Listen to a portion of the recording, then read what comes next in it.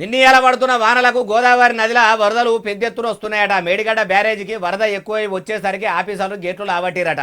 అగోదికు వరదకు ఎప్పుడు కూలిపోతుంది అన్నట్టు మేడిగడ్డ బ్యారేజ్ ఉన్నదని షై సర్కారు మంత్రులంతా మొత్తుకుంటుంటే మరి ఇప్పుడు గేట్లు ఎందుకు ఎత్తిరు? మంచిగానే ఉన్నదా అంటే ఏమో మరి. అన్ని ముచ్చట్లు అరుచుకుందాం పరి.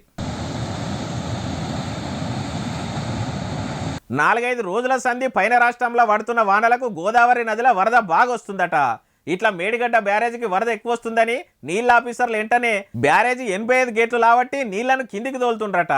మొన్నటిదాకా మేడిగడ్డ బ్యారేజ్ పిల్లర్లు మొత్తం కుంగినాయి, ఎప్పుడు ఇసుకపోయేది తెలియదని మైక్ దొరికినప్పుడల్లా మంత్రులంతా మొత్తుకున్నారు. ఇప్పుడు ఇంత వరదలు వచ్చినా మేడిగడ్డకు ముత్యమంతా కూడా తిప్పలేదని కావాలని కాంగ్రెస్ సర్కార్ కారు పార్టీ కేసీఆర్ సార్ మీద బట్టగాల్చి మీదేశ పనిచేస్తుండని ఇప్పుడు బీఆర్ఎస్ పార్టీలు మేడిగడ్డ ముచ్చటను ఇంటర్నెట్లకు ఎక్కించి ఇరగమరగా తిప్పుతుండట.